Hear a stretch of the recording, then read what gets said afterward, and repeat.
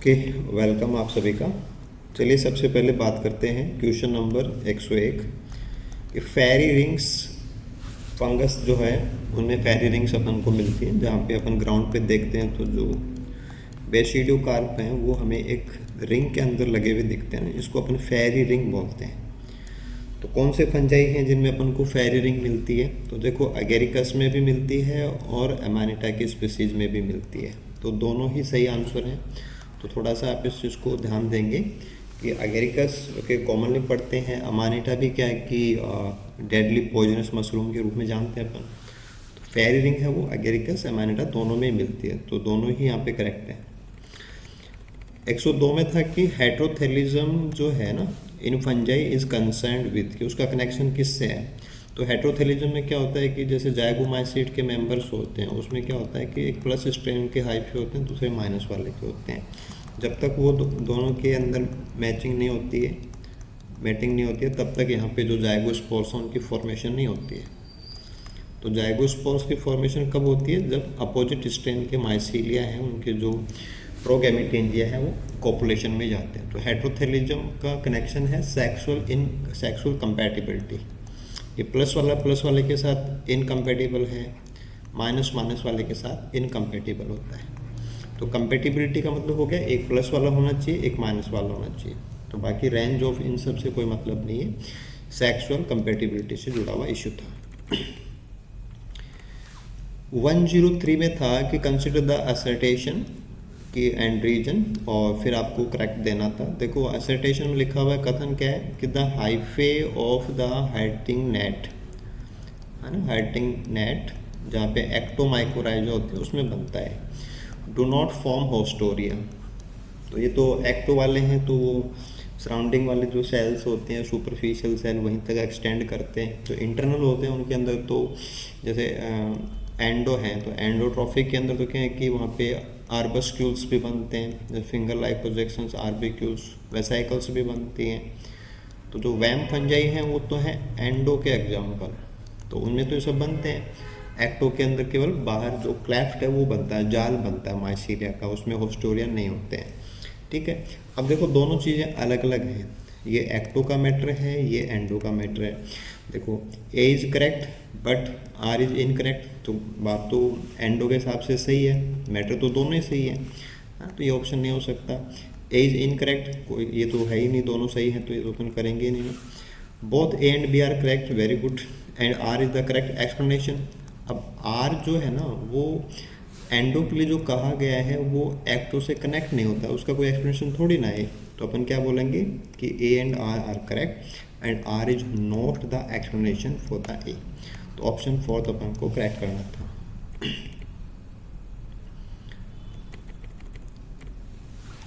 अगले क्वेश्चन में था कि सिलेक्ट द इनकरेक्ट स्टेटमेंट। गलत बात आपको बतानी थी कि जो कंपेनियन सेल्स हैं और वेसल्स हैं are absent in pteridophytes and all gymnosperms. तो कंपेनियन सेल्स जैसे कि फ्लोएम के अंदर होती हैं, और वेसल्स हैं वो जाइलम का पार्ट होती हैं,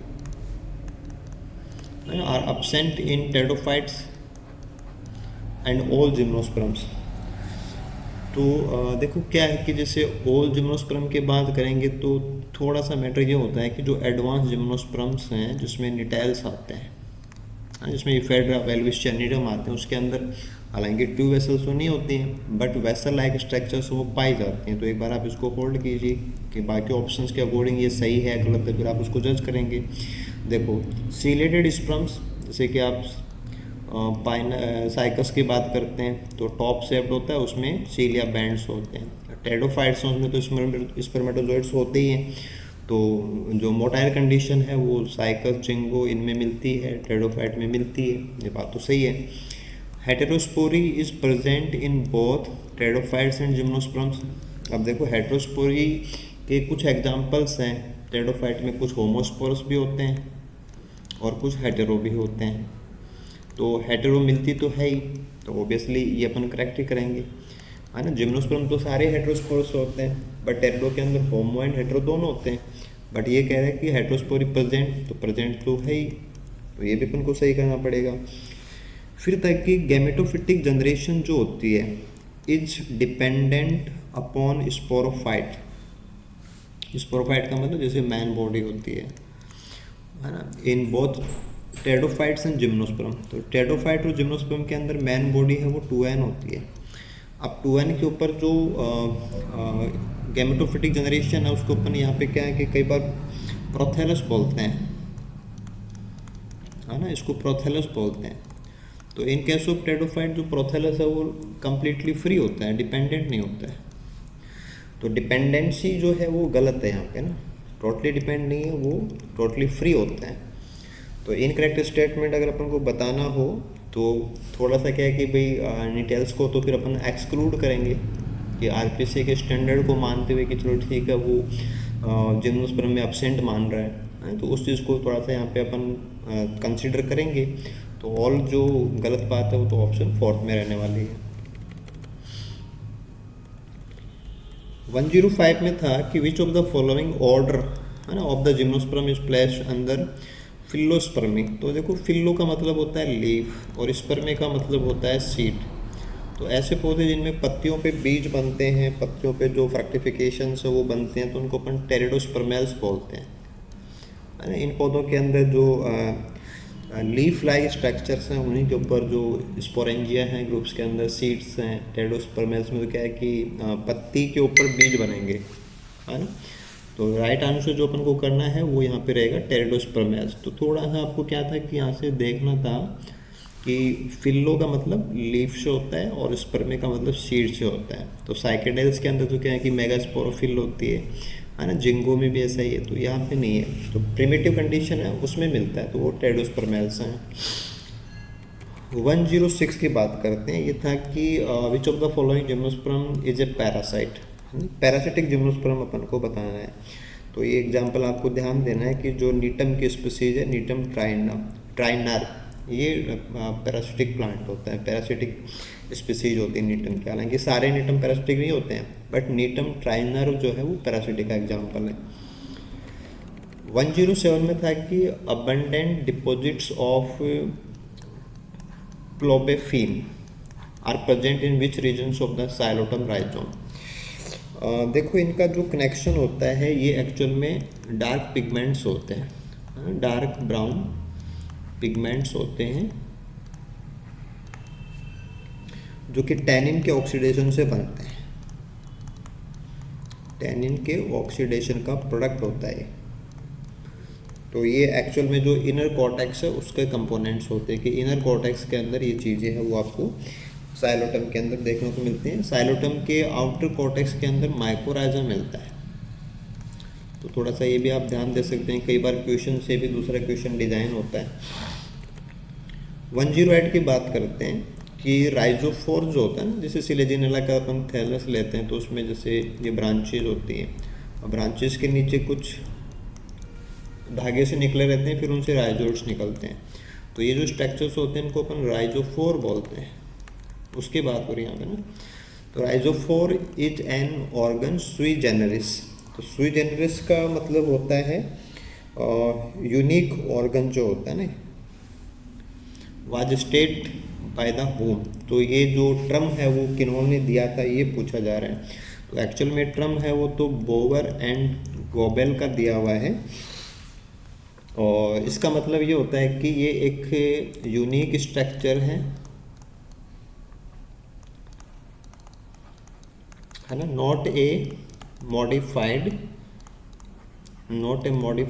स्टेम और रूट, है ना। तो सुई जेनरिस के अकॉर्डिंग जो राइजोफोर होता है वो ना तो जड़ है ना वो स्टेम है और किसी प्रकार का मॉडिफिकेशन नहीं है, वो यूनिक स्ट्रक्चर होती है। और इन्होंने इसको एक इंटरमीडिएट स्ट्रक्चर के रूप में कंसिडर किया था, है ना, इंटरमीडिएट स्ट्रक्चर। तो कुछ और बातें हैं वो भी आप यहाँ से ऐड करेंगे। लेकिन दूसरी जो बात है कि जो आपके सेकंड ऑप्शन में लिखा हुआ है हार्वे गिब्सन और थर्ड में है वॉन टिगन एंड हॉर्वे। देखो इनका मिलकर के जो कंट्रीब्यूशन है ना, इसी चीज़ के लिए इन्होंने क्या बोला है कि कैपलेस रूट, कि राइजोफोर को कैपलेस रूट बोला था इन्होंने।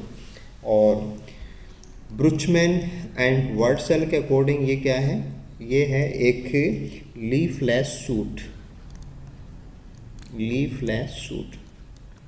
तो अलग अलग साइंटिस्ट ने सिलिजिनिला की राइजोफोर के लिए अलग अलग कॉन्सेप्ट दिए हैं, बट यहाँ पे जो सुई जनरलिस है उसका कनेक्शन बोवर एंड कोबल से है।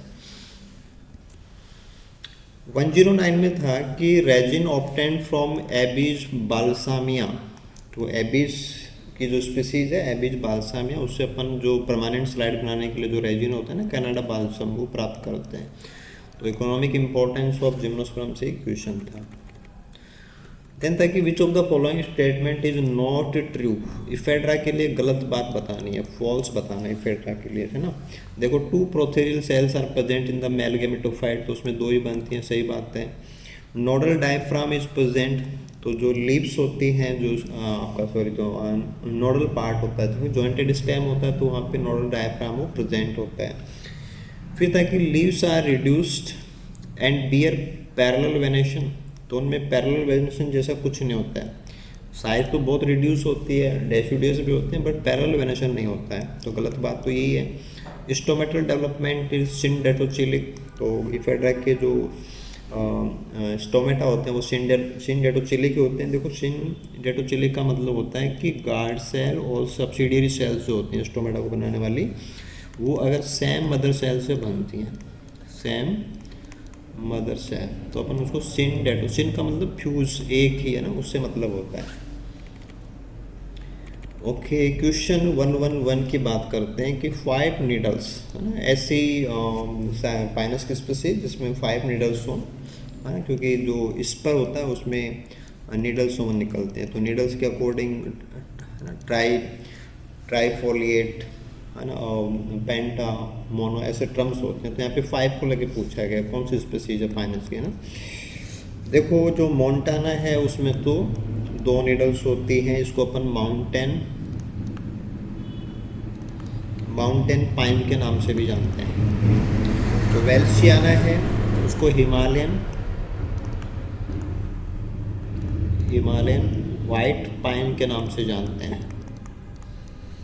और इसमें नीडल्स में जो स्पर होता है उसमें नीडल्स की संख्या 5 होती है। जो इंसुलेरिस है उसको अपन खासी पाइन बोलते हैं, इसमें 3 होती हैं, खासी pine.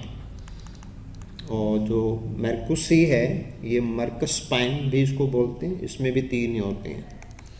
This is the Merkus pine. तो पाइनस की जो स्पीसीज है उसमें, है ना, स्पर के अंदर नंबर ऑफ नीडल्स वो वेरी करता है। तो 5 जो है ऑप्शन के अंदर देखेंगे तो वेल्सियाना का मैटर है। 112 की बात करते हैं कि in which of among the following gymnosperm the archegonium is absent. तो आर्चिगोनियम किस में आपको नहीं मिलेगा वो अपन को बताना था। तो इसका आंसर है वो नीटम होता है, कि नीटम के अंदर आपको ऐसे देखने को नहीं मिलेगा। तो नीटम में क्या होता है कि माइक्रोपाइलर जो न्यूक्लियस होते हैं, जो माइक्रोपाइलर न्यूक्लियस होते हैं वो मेगा स्पोरोफाइट के या मेगा गेमेटोफाइट के वो एक्ट करते हैं as a egg cell, egg cell. तो यहाँ पे आर्चिगोनिया वेंडर वो कंडीशन नहीं होती है। और 113 फॉसिल जिम्नोस्पर्म से है कि लेजनोस्टोमा लॉक्सैमी जो स्पीसीज है वो, मतलब जैसे यहाँ पे जो फॉसिल के कौन से पार्ट ऑब्जर्व हुए उसके अकॉर्डिंग नाम होता है। तो लेजिनोस्टोमा जो है वो सीड के लिए होता है। आप थोड़ा सा वैसे भी ध्यान दे सकते हैं कि जो स्टोमा वर्ड आता है ना, लेजिनो जैसे हार्ड के लिए होता है, स्टोमा जो है वो सीड या फ्रैक्टिफिकेशन के लिए होता है। तो सीड जनरा के लिए वर्ड है। वैसे थोड़ा सा फॉसिल वाइज बात करेंगे तो जो कार्बोनिफेरस पीरियड है, कार्बोनिफेरस पीरियड के जो प्लांट हैं स्पिनोप्टेरिस जो लीफ लाइक स्ट्रक्चर्स बनी थी ना इसमें, और साथ में ही जो लेजिनोडेंड्रॉन है उनके जो सीड्स थे, फ्रैक्टिफिकेशन थे, उनका नाम था लेजिनोस्टोमा लॉक्सैमी। अगला क्वेश्चन 114 नंबर की बात करते हैं अपन। तो देखो 4 की बात करें तो pro embryo of Pinus.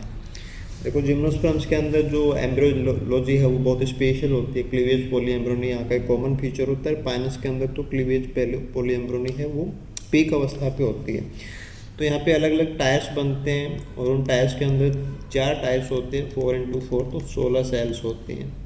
Right answer will be 16 cells. 115 की बात करते हैं, लीफी प्लांट बॉडी है ना। और incubus arrangement of leaves and clusters of archegonia are characteristic feature of bryophyte। तो कुछ लीफी स्ट्रक्चर्स हों, उनके बीच के अंदर जो रिप्रोडक्टिव स्ट्रक्चर्स हैं जैसे कि आर्चिगोनिया है वो मिल रहे हों, और उनके बीच बीच में जो कुछ स्ट्रैंड लीफ हैं वो भी मिलती हैं जिनको अपन पैराफाइसिस बोलते हैं। तो ये कंडीशन आपको पोरला में मिलती है ना। पोरला के अंदर जो अपेक्स है, अपेक्स के ऊपर हमें आर्चिगोनिया है वो मिलेंगे और उनके क्लस्टर मिलेंगे, गुच्छे मिलेंगे, और गुच्छे वो प्रोटेक्टेड होते हैं। जो लीफ लाइक स्ट्रक्चर्स हैं पेरिगोनियल पेरिकाइटल लीव्स वो इनको एनक्लोज करती है। तो ये स्ट्रक्चर पोरला में मिलेगी। पेरिस्टोम टीथ को लेके क्वेश्चन था कि फिनेरिया के अंदर जो पेरिस्टोम टीथ होते हैं वो एक्चुअल में 2 पंक्तियों में होते हैं, इनर एंड आउटर। 16 होते हैं, टोटल 32 होते हैं, जिनको आप एंडोस्टोम, बाहर वालों को तो एक्सोस्टोम बोलते हैं और अंदर वालों को एंडोस्टोम बोलते हैं।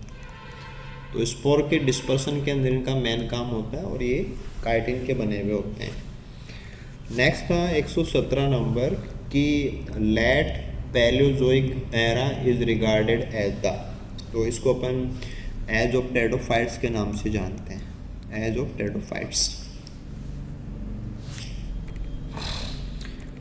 अगला क्वेश्चन में पूछा जा रहा है कि in which of the following plant the process of fertilisation take place in pollen tube. तो पोलन ट्यूब के अंदर फर्टिलाइजेशन है वो कहाँ होता है। तो ये जो स्पेशल केस है या स्पेशल एम्ब्रियोलॉजी है वो नीटम के अंदर ही मिलती है, क्योंकि एम्ब्रियोलॉजी और जिम्नोस्पर्म के एम्ब्रियोलॉजी के जो स्पेसिफिक एग्जाम्पल्स हैं वो नीटम के हैं।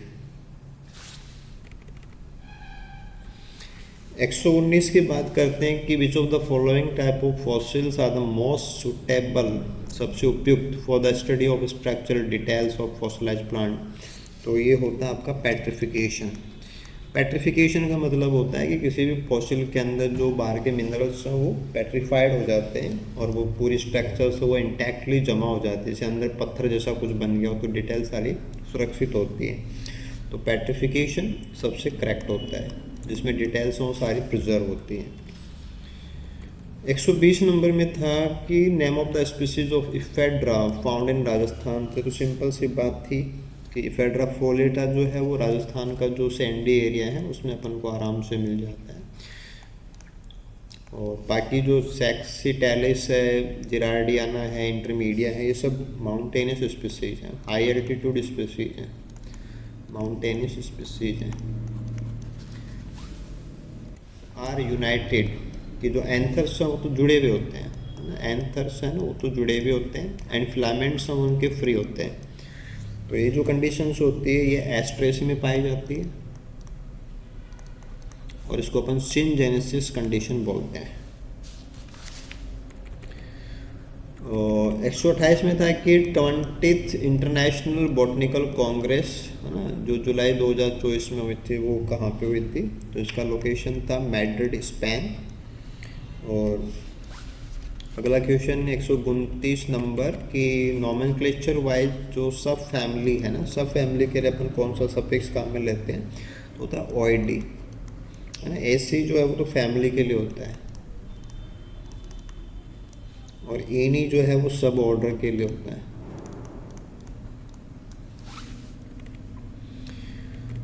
130 नंबर में था कि द एंड्रोशियम ऑफ एसल्पिडेसी, जिसमें आपका आर्क आता है कैरोट्रोपिस प्रोसेरा, जिसको बार बार पूछा भी जाता है, उसमें एंड्रोशियम जो है वो कैसे रिप्रेजेंट होता है।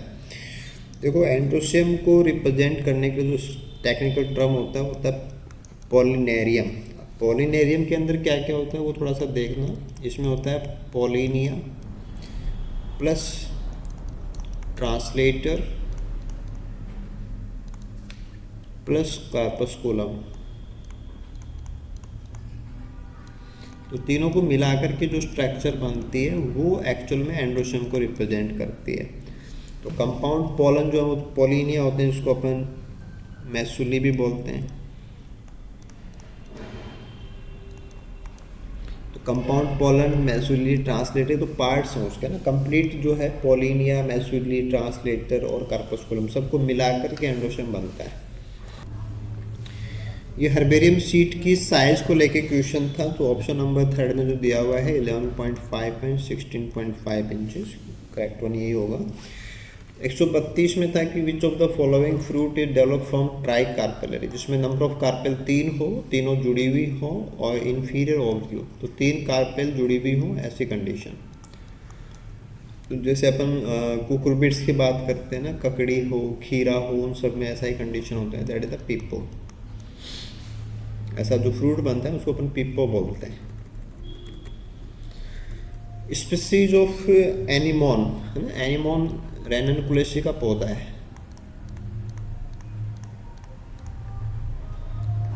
ना, can be distinguished on the basis of which of the following palynological characters. तो एनिमोन की अलग अलग स्पीसीज को अपन पोलन ग्रेन्स की जो संरचना है, उसकी जो बनावट होती है, जो सबसे बाहर की बनावट होती है, जिसको अपन स्कल्पचरिंग पैटर्न बोलते हैं, जो कि एक्साइन का जो स्कैनिंग इलेक्ट्रॉन माइक्रोस्कोप है उससे स्टडी करने के बाद में हमें प्राप्त होती है। तो उसके आधार पर हम इसको डिस्टिंग्विश करते हैं। तो जो पैनोलॉजिकल एविडेंसेज हैं उसमें हम इसको काउंट भी करते हैं। 134 नंबर था कि naturally universal presence of the oenothera type of embryo sac वो कौन सी फैमिली के अंदर आपको मिलता है। This is the correct answer onagraceae. बिल्कुल सही आंसर क्या है, ओनाग्रेसी का ही फीचर होता है। देखो ये थोड़ा सा क्वेश्चन था कि ग्राफ्ट हाइब्रिड, जैसे एक पौधा होता है उसके ऊपर हमने दूसरे पौधे को ग्राफ्ट कर दिया तो ये हाइब्रिड बन गया, तो उसको अपन कौन से सिंबल से रिप्रेजेंट करते हैं। तो वहाँ पे सिंबल होता है प्लस का, प्लस के सिंबल से रिप्रेजेंट करते हैं। और ये जो हाइब्रिड होता है उसको अपन काइमेरा भी बोलते हैं।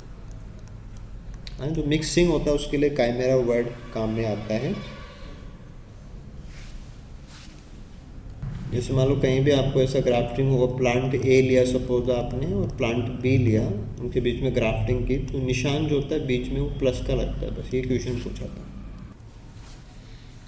136 नंबर क्वेश्चन कि in non technical terms the bark of the dicot stem consist of which of the following. तो बार्क है वो अपन किसको बोलते हैं, मतलब थोड़ा सा रफली सेंस में बोला जाए तो देखो इसमें प्राइमरी फ्लोएम जो होता है ना, प्राइमरी फ्लोएम और उससे बाहर का सब कुछ इसमें आता है। प्राइमरी फ्लोएम आ गया, पेरिड्रम आ गया, कॉर्टेक्स आ गया, एपिडर्मिस आ गया, वो सब इसमें आता है। देखो फर्स्ट ऑप्शन में जाइलम में कभी नहीं आता है, जाइलम इसमें कभी भी नहीं होता है, वोस्कुलर कैम्बियम है ना, ये सब इसके पार्ट नहीं होते हैं। तो सेकेंडरी फ्लोएम से बाहर का जितना भी है वो सब बार्क में काउंट होता है। 137 में था कि incorrect homology of the climbing organ tendrils in the given plant. तो जो गलत है, बाकी जैसे पैसिफ्लोरा में एक्सरी बर्ड्स होते हैं, मटर के पौधे उसमें पूरी पत्ती होती है, क्लेमेटिस में पीडियोल होता है, लेकिन जो स्माइलेक्स है उसमें लीफ अपेक्स नहीं होता है। लीफ अपेक्स की जगह आप ध्यान देना कि जो स्टिप्यूल्स होते हैं वो काम करते हैं टेंड्रिल्स की तरह मॉडिफाई होकर, तो गलत है वो स्माइलेक्स है। और ये था कि जो गेहूं के पौधे हैं, पोएसी के पौधे, वहाँ पे फ्लोरेट जो होता है, फ्लोरेट का मतलब एक जो पुष्पक होता है उसमें क्या क्या आता है, तो उसमें देखो लेम्मा, पैलिया एंड लॉरिक्यूल्स आते हैं। लिग्यूल जो होता है ना, लिग्यूल पत्ती का पार्ट होता है।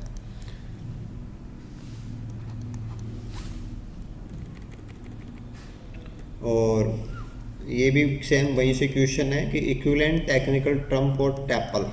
टैपल का मतलब होता है सेपल प्लस पेटल। तो पोएसी के मेंबर में दोनों चीज़ें इकट्ठी हो जाती हैं तो उससे बनता है टैपल, है ना। टैपल जैसे कैलिक्स है उसकी यूनिट सेपल है, कोरोला की यूनिट टैपल है, वैसे ही जो पेरियंथ होता है, पेरियंथ की यूनिट होती है टैपल, ठीक है। लेकिन पोएसी के अंदर ये टैपल क्या होती है, हाईली मॉडिफाइड स्ट्रक्चर बनाते हैं, जो छोटी छोटी मैसिव स्ट्रक्चर्स होते हैं, दो होती हैं, वाटरी कंडीशन जैसी दिखती हैं, हल्की सी फूली हुई सी संरचना है, उनको अपन लॉडिक्यूल्स बोलते हैं। हाँ, तो ग्लूम्स, ब्रैक्टियोल, रैकिला ये सब नहीं होते। रैकिला तो एक्सिस से जो सब एक्सिस बनते हैं उसको बोलते हैं। तो लॉडिक्यूल्स हैं, they are the presentation of tepal. ये था 140 की सेपल, पेटल, इन सब का जो अरेंजमेंट होता है, लगने का तरीका होता है, उसको अपन विन्यास बोलते हैं। दिस इज द एस्टाइवेशन, है ना, दल विन्यास, है ना, ये सब एस्टाइवेशन इंग्लिश के अंदर। जैसे यहाँ पे तो क्या है, हिंदी में भी एस्टाइवेशन लिखा है, तो थोड़ा सा डिफिकल्टी इसलिए हो सकती है, वरना तो दल विन्यास लिखेंगे तो समझ में आ ही जाता ना। तो दिस इज कॉल्ड एस्टाइवेशन। पत्तियों के लगने का तरीका वो फिलोटैक्सी होती है ना, ये लीव्स के लिए होता है, स्टेम के ऊपर लीव्स। 141 में पूछा गया था कि A grade angiosperms comprises of. तो ये एक्चुअल में क्या होता है कि जो हमारे बेसल एंजियोस्पर्म्स हैं, बेसल एंजियोस्पर्म्स में जैसे कि एम्बोरेलेल्स आते हैं, एम्बोरेलेल्स, निम्फियल्स आते हैं, और साथ में आते हैं ओस्ट्रोबाइलियल्स।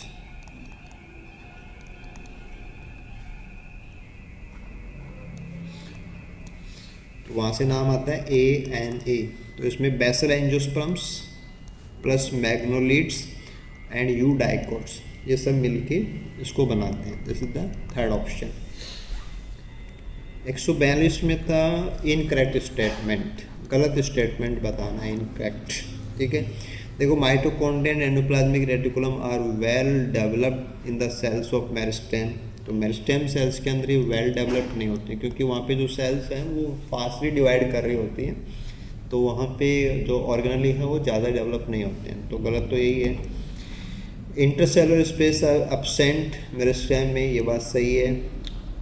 और सेल्स ऑफ मेरिस्टेम टिश्यू है कॉम्पैक्ट, कैपेसिटी डिवाइड, और साइटोप्लाज्म उनका डेंस होता है, ये सब सही बातें हैं।